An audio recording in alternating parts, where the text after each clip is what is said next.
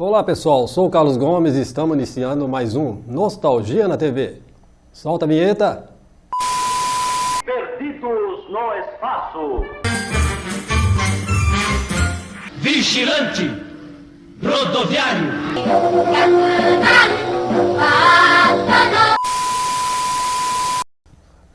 Olá pessoal, hoje a gente vai falar sobre uma das maiores obras do cinema americano. É um filme musical, né, que marcou gerações, marcou época e para mim, assim, pessoalmente é o maior, né? Foi o melhor, aquele que arrebatou milhões em todo o mundo de fãs e continua até hoje, né, atingindo várias gerações pela qualidade, pelo trabalho que foi feito, né? Quando a gente fala, por exemplo, o filme para vocês saberem, é The Sound of Music, o som da música, né? No Brasil é conhecido como A Noviça Rebelde. Não precisa falar mais nada. Mas o pessoal conhece, sempre quando fala nesse filme Noviça Rebelde, o pessoal lembra da Julie Andrews e do Christopher Plummer, né? E os atores principais. Todo mundo liga nisso daí. Só que é uma história verdadeira, né? A história de Maria von Trapp. E para isso começou bem antes, essa história, né? Bem antes do filme, de outras peças teatrais. Isso começou bem antes mesmo. Em 1949, Maria von Trapp, esse filme foi baseado, né, na Maria von Trapp. Ela lançou um livro em 1949, um livro biográfico, né, contando assim, a história dela, né, que passou por várias intempéries e ela se casou com um capitão que é da Marinha, né, aposentado. Ele tinha 7 filhos, ele perdeu as filhas dele, ela se casou com ele e ela ficou a mãe, vamos dizer, a mãe postiça, né? E esse livro, ele transcendeu as cidades onde ela morava. Esse livro foi feito várias vezes, né? Refeitos esse livro, porque acabou transcendendo não só o lugar onde ela morava, como incendiou em todos os lugares. Isso chegou até Hollywood, né? Vários produtores quiseram comprar, fizeram a proposta, só que eles queriam somente o título do livro. E ela era uma ex-noviça, né? Uma pessoa muito religiosa, muito honesta, não iria permitir que mexesse nessa obra com mentiras ou com exageros. Então, ela não aceitou, né? Passado algum tempo, o livro continuou, inclusive surpreendeu, ela não esperava, né? Essa febre toda, mal sabia que era o início de uma saga de sucesso que era inimaginável, né? Ela nem imaginava, isso é coisa de Deus mesmo. Então, Wolfgang, um produtor alemão, Wolfgang Lienheider, era um produtor alemão rico, Alemanha Ocidental, né? Para quem não sabe, a Segunda Guerra Mundial teve essa divisão entre a Alemanha Oriental e a Alemanha Ocidental, pós-Segunda Guerra. E então ele comprou os direitos, né? Conversou com a Maria von Trapp, disse que não iria mudar muita coisa, e se acertou com ela e pagou $9.000 pelo direito, né? de passar o livro para um filme cinematográfico. Ela aceitou e ele contratou. Tinha muito dinheiro, o cinema alemão na época estava bem à frente de seu tempo, estava se desenvolvendo muito. Então eles contrataram os melhores roteiristas, produtores, pessoas que entendiam de músicas, né, que já haviam feito outros trabalhos. Então eles acabaram preparando um terreno para um filme, já que eles tinham bastante expectativa, porque o livro vendeu que nem água, né, além das expectativas. Então ele fez o primeiro filme, né, que era da família von Trapp, era do livro, que é The Trapp Family and Singer, que é a história da família von Trapp. Então ele passou isso para o filme com algumas mudanças, algumas coisas de música que eles mudaram e tudo mais. E o filme acabou sendo um tremendo sucesso na Alemanha. Inclusive, é considerado esse filme, né, é considerado como o filme que mais, pós-guerra, foi aquele que arrecadou mais dinheiro, público, e tudo mais. Eles ficaram animados. E 2 anos depois desse sucesso inesperado, ele fez uma sequência, né? O próprio Wolfgang, ele fez uma sequência, e essa sequência ficou ainda melhor do que a primeira. E o sucesso foi retumbante.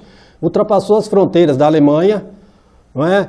E da Alemanha Ocidental, chegando à Europa, à América do Sul. Enfim, inclusive o Wolfgang chegou a viajar para poder promover o filme em vários lugares, né? E esse sucesso levou, como diz, Hollywood já cresceu o olho. E a Columbia Pictures acabou comprando, não sabe, deve ter sido uma fortuna, né? Acabou comprando os direitos do Wolfgang para produzir esse filme de cinema, né? Eles já haviam contratado, inclusive, a Audrey Hepburn, que era uma atriz consagrada na época, e então praticamente já estava tudo delineado para produzir esse filme. Eles sabiam que ia ganhar muito dinheiro com ele. Só que sabe como Hollywood, o pessoal é muito vaidoso, né? E na época então, naquela época de estrelas, de cintilantes de Hollywood, o pessoal começou a bater cabeça, porque um queria de um jeito, outro queria de outro, e o filme acabou não saindo. Então Vincent J., que era um dos produtores, teve a feliz ideia falou, vamos então produzir uma peça musical ao invés de produzir um filme. Então a ideia foi ótima. Então eles contrataram atores de teatro, atores que estavam acostumados a trabalhar em TV, que sabiam cantar, dançar, sapatear, interpretar, ou seja, né, com um custo menor que se fosse produzir para o cinema. E a primeira produção, né, em 1959, essa produção era no teatro da Broadway e simplesmente arrebentou a boca do balão. Ficou mais de um ano em cartaz, né, chapando, enchendo os teatros, até as reservas não tinha mais nem reservas. E o show foi, sabe, maravilha, uma coisa que mexeu com todo mundo. Eles acabaram viajando o país com essa peça, né? Um sucesso comercial incrível, todo mundo queria patrocinar essa peça, e então acabou que a 20th Century Fox, né, cresceu o olho, que tinha muito dinheiro para a época, né? Era uma das mais poderosas produtoras de filmes e estúdios, né? Então ela chegou e comprou por $1.250.000. Eles compraram da Columbia, né, os direitos de passar no cinema esse filme, passar um filme, produzir, né, sair do livro. Então eles contrataram Oscar Hammerstein, que era um cara prestigiado, que produzia músicas para produções, tanto cinematográficas como de teatro, e acabou contratando também o Robert Wise, que era um produtor, um diretor muito famoso. Ernest Lehman era o produtor, também um cara consagrado, ou seja, só a nata que eles contrataram. Aí vinha a parte agora complicada, que seriam os atores, que para fazer o papel da Maria von Trapp, teria que ser uma atriz que soubesse cantar, sapatear, interpretar, né? Então, eles colocaram ali na lista, as primeiras, era a futura princesa Grace Kelly, era uma atriz que estava jovem, bonita, fazendo sucesso, e a Shirley Jones, que mais à frente faria a matriarca da família Doremi, muito conhecida aqui no Brasil, né? Muito conhecida mesmo. Bom, nem a Shirley Jones, nem a Grace Kelly chegaram a acertar alguma coisa com a Fox, né? Mas só que o Ernest Lehman, ele já tinha visto o trabalho antes da Julie Andrews, que era uma jovem talentosa, né, que cantava, interpretava, dançava. Então o Richard Zanuck, que é o presidente da Fox, ele chegou e ele viu que ela estava fazendo My Fair Lady, que ainda iria para o cinema. Ainda não, então, como ele era um diretor, o presidente, ele teve o privilégio de ver antes um pedaço do filme e ele ficou encantado com ela. Ele falou, contrata essa atriz, porque se isso for para o cinema, a gente não consegue mais contratar ela, porque outros vão querer pegá-la. Então ela foi a primeira a ser contratada. O outro papel principal, que era o Capitão Von Trapp. Quem seria o escolhido? Eles colocaram uma lista lá também, com contato. Primeiro foi o Sean Connery, né, o James Bond. Segundo foi o o eterno marido da Elizabeth Taylor, Richard Burton. E o último era o Yul Brynner, o careca Yul Brynner, um ator, todos eles atores consagrados, né?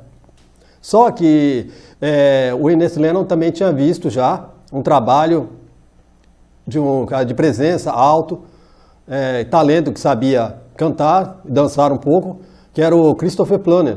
Então entrar em contato com ele, apesar dele não gostar de trabalhar com crianças, ele aceitou o papel, porque além de pagar bem, e estavam os melhores diretores e produtores, né, nessa obra. Bom, depois faltava somente as crianças. O restante tiveram que fazer teste. As crianças, as 7 crianças foram escolhidas no meio de milhares de crianças para ver quais seriam os filhos que tinham, pelo menos soubessem um pouco dançar e já tivesse trabalhado em alguma peça, em televisão, e tivesse uma voz razoável, porque seria a segunda voz, né? Bom, dessas 7 crianças foram escolhidas, foram 5 meninas e 2 meninos, né? Inclusive 2 a gente acabou sendo muito conhecido do público aqui brasileiro, que foi a Angela Cartwright, né? Que ela fez a Brigitta, da família, e ela trabalhou em Perdidos no Espaço e no Retorno de Poseidon, também passou aqui, e ficou um rosto muito conhecido, porque ela trabalhou em vários filmes, até como convidada, né? E o outro era o Lee Hammond, que era ele fez o papel do Homem-Aranha em 1977, o seriado, né? Que a gente curtia muito, a gente assistia muito, e então é o que a gente mais conhecia, né? Acabou, como eu disse, ficando na nossa memória. Em 1964, começou a filmagem, assim, no começo, na metade de 1964, e durante uns 6 meses, mais ou menos, 7 meses, eles filmaram nas locações que eram em Salzburg, né, na Áustria, na Baviera, na Alemanha, e nos estúdios da Fox, em Los Angeles, né, na Califórnia. Foram esses lugares que foram para produzir o filme. Bom, já em março de 1916 teve uma premiere, né, uma apresentação do filme para autoridades da Fox, todo mundo. E todo mundo saiu simplesmente de boca aberta, porque o filme era lindo, um filme muito bem feito, com atores que se entenderam muito bem, e com atores que tiveram uma empatia muito um com o outro. Mostrava o poder da família, né, quando se juntavam, se ajudando, né, então cativou todo mundo. E esse filme acabou passando, gente, praticamente no segundo dia, quando teve a premiere, no outro dia já estava passando em todos os cinemas dos Estados Unidos. Um filme muito bem feito e contava a história de Maria von Trapp. Então a noviça, ela era candidata a freira, né? Queria ser freira. Ele entrou no convento beneditino, só que as regras lá eram muito rígidas e ela não conseguiu seguir essas regras, porque ela vira e mexe, ela não cumpria horário, ela saía, né? Ia lá para as montanhas, ficava lá pensando, orando, pedindo felicidade, e perdia a hora e chegava sempre atrasado e começou a, como se diz, dar muito trabalho para a madre. Então o que ela fez? Ela foi convocada para ser governanta da família de um capitão aposentado que tinha 7 filhos e sua esposa havia falecido, né? O capitão George von Trapp. Então ela seguiu para lá, era uma ordem da madre, e as crianças não paravam nenhuma governanta lá, que eram muito agitadas, praticamente ali era um regime militar, que ele impunha para as crianças, então era um lugar sombrio, que não tinha amor, não tinha carinho. Quando eu conto isso aí, eu estou contando até a história da verdadeira Von Trapp, que foi mais ou menos isso daí. É lógico que eles laurei, aumenta um pouco, mas é mais ou menos isso daí. Só que a Maria, ela acabou conquistando o amor das crianças, o respeito, né, com música, com compreensão, que era o que faltava naquela casa. E o capitão, a princípio, ela batia de frente com o capitão, que era muito rígido, só que depois ele começou a se afeiçoar a ela, né? Depois ele começou a se apaixonar por ela, e só que o problema é que ele já era comprometido em se casar com a baronesa, que era de Viena, muito rica, né? Mas ela mesma viu que ele seria feliz com ela, a empatia que ela tinha com as crianças, né? E eles acabaram então se casando. Poderia aí terminar como todo filme, né? sejam felizes para sempre, só que não foi o que aconteceu. Por quê? Porque em 1938, que é onde se passa, a época que se passava o filme, né? A Alemanha, ela fez o Auschwitz, ou seja, ela estava anexando os países ao redor. E a Áustria não ficou de fora. Com isso, né, eles mal começaram a dominar a Áustria, mudando cultura, proibindo muitas coisas. Inclusive, os filhos do Capitão Von Trapp na escola chegaram reclamando que mudavam de professores, estavam mudando a cultura deles, incentivavam os alunos a maltratarem os judeus. E o capitão recebeu uma carta, né, que ele tinha que se apresentar à Marinha. Ia chegar um submarino ali na Áustria e ele seria o responsável pelo submarino. Seria o capitão do submarino. E ele não aceitava isso. Então o que eles fizeram? Eles planejavam ir embora da Áustria, né? Sair de Salzburg, que era a cidade deles, que estava sendo dominada. Então eles planejaram, eles pensaram em ir talvez de avião, não tinha jeito, os ares já estavam dominados pelos nazistas. Pensaram então em ir de automóvel, só que fechou, todas as fronteiras estavam fechadas. Então eles resolveram ir a pé mesmo, pelas montanhas, seria um caminho. Então eles fizeram antes um show e nesse show eles saíam por trás da cortina, né, saiu de fininho, enquanto todo mundo estava entretido, eles iriam sair da Áustria. Como ele tinha ascendência italiana, né, o Capitão Von Trapp tinha parente, tinha passaporte, tinha dupla nacionalidade, então ele poderia entrar na Itália, né? Ele foi até ele atravessou as montanhas, ali foi uma das cenas mais bonitas, com músicas lindas, enquanto eles atravessavam as montanhas, lugares lindos, paradisíacos, né? Então eles chegaram à cidade de Zadar. Zadar hoje pertence à Croácia, mas na época pertencia à Itália. E dali ele seguiu para Londres, na Inglaterra, e da Inglaterra eles conseguiram ir para os Estados Unidos, né? Se fixaram numa cidade de Stowe, nos Estados Unidos, né? Onde se radicaram. E em 1947, já 3 anos após a guerra, faleceu o Capitão Von Trapp. Então, eles já tocavam, eles sobreviviam tocando em vários lugares, né? Já começaram a ficar famosos na cidade de Stowe e acabaram vivendo disso daí, porque muito talentosos, uma família muito talentosa, cantavam bem, e a Maria Von Trapp, que era uma música excelente, acabou promovendo a família, né? E então eles começaram a ficar famosos nos Estados Unidos todos, chamando para poder se apresentar em vários teatros, em lugares maiores, em lugares grandes, não é? E os filhos começaram a crescer e eles começaram a sair. Inclusive, até um adendo antes que eu esqueça, quando eles estavam saindo da Áustria, eles passaram por Viena, eles entraram num restaurante para se alimentar e nesse restaurante eles deram de cara com Hitler, né? Estava do lado almoçando. Inclusive, Maria comentou que não sabia o que fazer naquela hora, ela não conseguiu nem comer, né? Então, dali, eles seguiram a viagem. Então, eles ficaram em Stowe, né? Nessa cidade americana, muito aprazível, muito bonita, né? Por sinal. Então, eles se radicaram ali e construíram uma hospedaria, né? E ali eles tocavam, inclusive ele existe até hoje, tá, gente? Até hoje, inclusive, é um lugar de turismo e os familiares dela ainda moram lá, né? E então, o que acontece? Ela liderou isso daí, eles cresceram, cada um foi para um lado, mas eles sempre se encontravam, voltavam para fazer shows, né? Depois tiveram filhos, se casaram, e a família continuou nessa tocada de músicas, todos eles, e ganhando dinheiro com isso. Inclusive ela fundou um grupo, a ONG, logo após a Segunda Guerra, onde a Áustria ficou arrasada. E ela mandava dinheiro, mandava mantimentos, alimentos, para poder ajudar os flagelados da Áustria, né, que estavam morrendo de fome lá, foi destruída. E ela continuou isso até seu falecimento. Em 1987, Maria Von Trapp faleceu, né? Inclusive ela tinha sempre contato com a Juliane, tem foto das duas na internet, se vocês procurarem. E ela acabou falecendo e ela morreu de pneumonia, uma broncopneumonia, né? já bem idosa, e ela foi enterrada junto no mesmo lápide do marido e com 5 filhos seus, né, que ali estavam.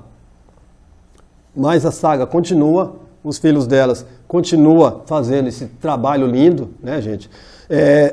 Onde foi filmado, na Áustria, hoje é ponto turístico porque as locações continuam intactas, continuam as mesmas, né? Não mudou nada. Então viaja muito turista do mundo todo para lá, até porque que lá também nasceu lá Wolfgang Amadeus Mozart também, que tem a casa dele lá. Então, tanto as locações como a Noviça Rebelde e a casa de Mozart são turísticos lá. E os atores sempre vão até Salzburgo fazer apresentações. Em 95 foi o 50º aniversário do filme Noviça Rebelde. E os atores, inclusive a Lady Gaga, cantou músicas, né, do disco que foi lançado. Foi lançado LP, não foi lançado, perdão, DVD, Laserdisc, né? E, enfim, para todo gosto, né? Para quem gosta de música, então fez o maior sucesso. Na Inglaterra foram os mais vendidos, foi lançado em disco, né? Foram os mais vendidos em 1966, 68, né? E foram os mais vendidos. Eles concorreram a 10 Oscars e eles ganharam 5 desses Oscars, que inclusive foi em filmes musicais, eu acredito que foi o único que ganhou, né? Acho que 5 Oscars, nem aquele La La Land, né? Não chega, nenhum deles chega aos pés do Noviça Rebelde, que até hoje, né, tem fãs em tudo enquanto é lugar, né? Em qualquer lugar, hoje, em qualquer lugar do mundo, está se abrindo uma cortina em um teatro e apresentar a peça da Noviça Rebelde.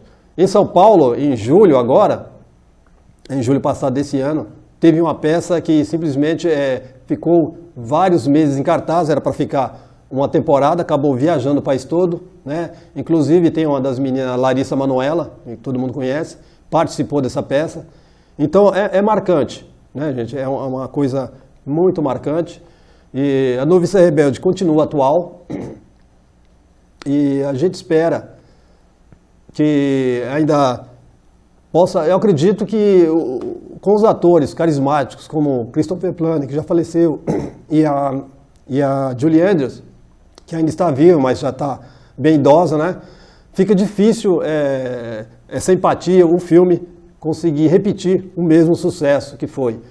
Para vocês terem uma ideia, esse filme arrecadou 286 milhões na época de dólares, né? Com inflação e ajustado hoje em dia, ficaria em 2 bilhões e 600. 2 bilhões e 600 milhões.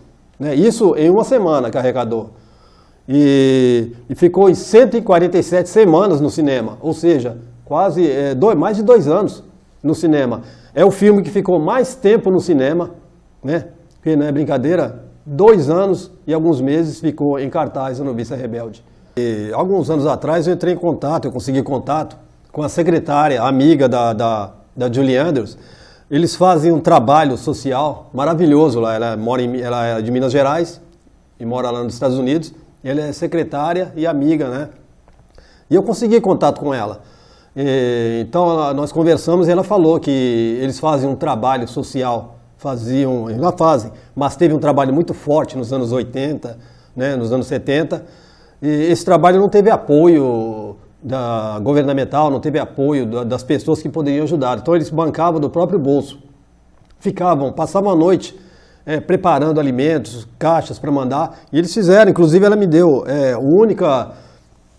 eles enchiam essa sacola aqui, gente, com alimentos, né, de todo tipo, e enviavam para entidades carentes, inclusive em próprio Salzburgo, inclusive ela em Minas Gerais, como é a terra dela, eles ajudaram bastante também pessoas carentes, né, pessoas que precisavam de ajuda, mas não tiveram apoio, e essa sacola, infelizmente, é uma relíquia que eu guardo, porque não se tem mais, ela não conseguiu seguir em frente por falta de recursos, né? Porque não tiveram apoio. Nem o pessoal que recebia não agradecia e nem devolvia a sacola. Então foi enfraquecendo, eles passavam dias, semanas bordando, isso aqui é bordado manualmente, e o pessoal não reconhecia esse trabalho. Mas, inclusive, ela continua fazendo esse tipo de trabalho, seguindo os trabalhos que a verdadeira Maria von Trapp, né, fazia, esse trabalho social. E eu fiquei até emocionado com o tipo de trabalho que eles fazem. Tá, gente? É um trabalho magnífico. É um filme que mexe com o coração, com a emoção, muito bem feito, maravilhoso. Tá, gente? Então, é mais ou menos essa é a história da família Von Trapp, o pessoal conhecer. Acho que se você procurar na internet, né, você vai poder assistir na íntegra esse filme e você vai saber o que eu estou falando. É um filme que a gente indica de olhos fechados. Tá, pessoal? Eu espero que vocês tenham gostado. Né? Ainda tem muitas curiosidades que a gente pode, no outro programa, passar para vocês.